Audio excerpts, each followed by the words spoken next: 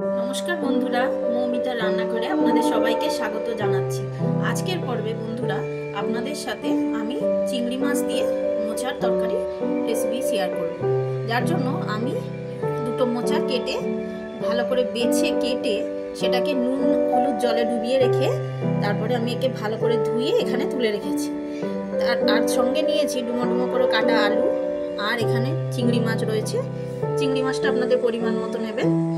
আর আমি মশলাতে ব্যবহার করেছি এখানে পেঁয়াজ, রসুন, আদা আর টমেটো। এই পেঁয়াজ, রসুন আর আদা এই তিনটেকে আমি পেস্ট বানিয়ে নেব। আর এইখানে দেখতে পাচ্ছেন ছোলা রয়েছে, কিছুটা ছোলা, কাঁচা ছোলা রয়েছে, এটা ভেজানো কাঁচা ছোলা রয়েছে, এটা আমি মোচার সাথে সেদ্ধ করব।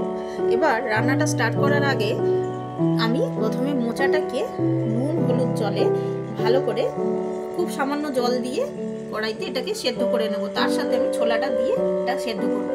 সেদ্ধ করে আর আলুটাকে আমি ভেজে নেব, আর চিংড়ি মাছটাকে নুন হলুদ মাখিয়ে ভেজে তুলে রাখবো।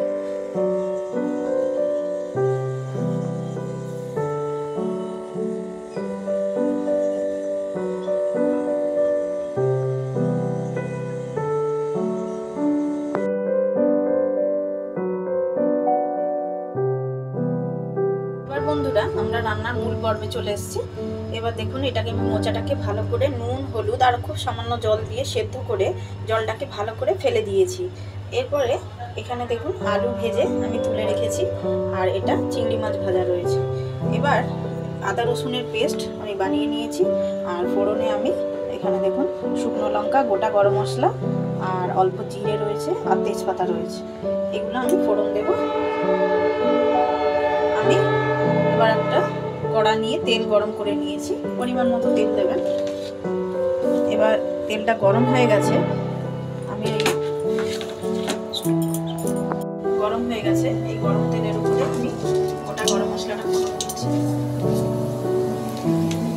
আর সঙ্গে অল্প সাদা জিরে আর তেজপাতা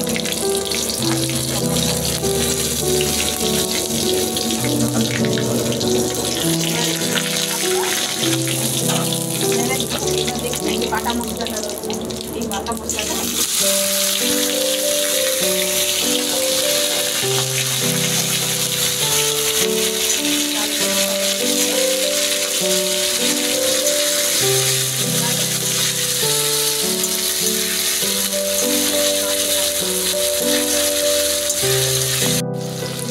মশলার উপরে অল্প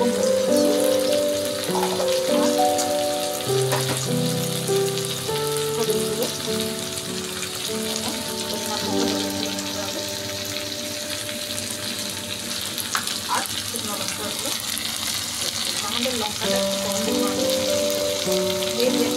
যেমন ঝাল খাবে এরকম ঝাল অ্যাড করতে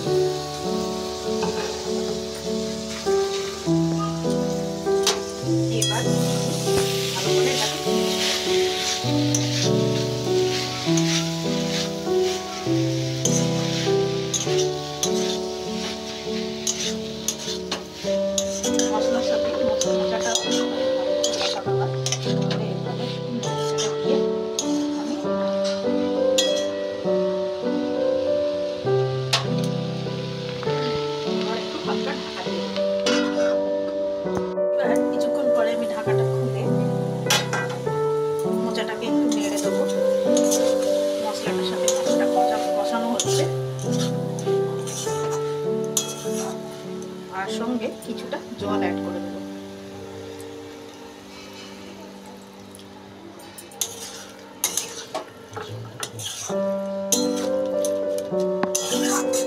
এবার আমি আবারও একটু ঢাকিয়ে দেবো।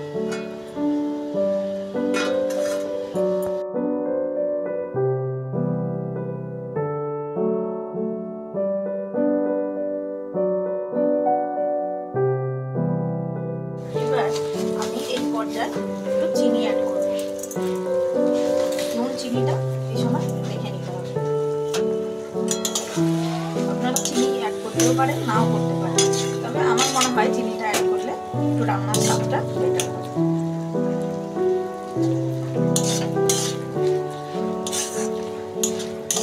আর আলুটা সেদ্ধ হয়েছে কিনা সেটাও আমি দেখে নেব। দেখুন আলুটা সেদ্ধ হয়ে গেছে। এইভাবে আলুর সাথে একটু মোচাটা ভালো করে মিক্সড করে দিই মোটামুটি। এবার এরকম ভালো করে একটু মিক্সড করে নিয়ে মোটামুটি আমাদের রান্নাটা কমপ্লিট হয়েই গেছে। এবার রান্নাটা শেষের পর্যায়ে আমি এর উপরে উপর থেকে গরম মশলা ছড়িয়ে দিচ্ছি।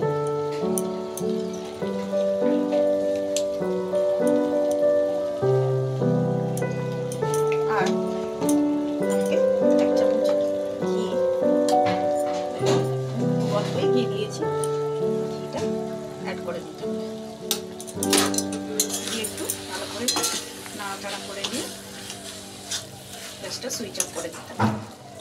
সুইচ অফ করে আমি ঢাকা দিয়ে দেবো।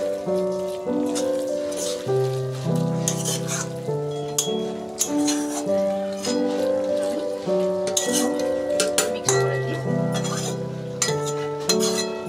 ঢাকা দিয়ে এই গ্যাসটা সুইচ অফ করে দেবো। আমাদের চিংড়ি মাছ দিয়ে মোচার তরকারি একেবারে রেডি হয়ে গেছে।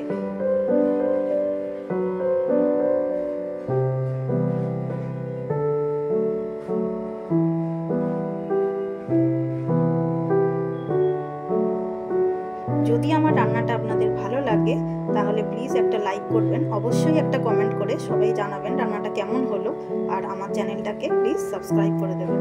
Thank you.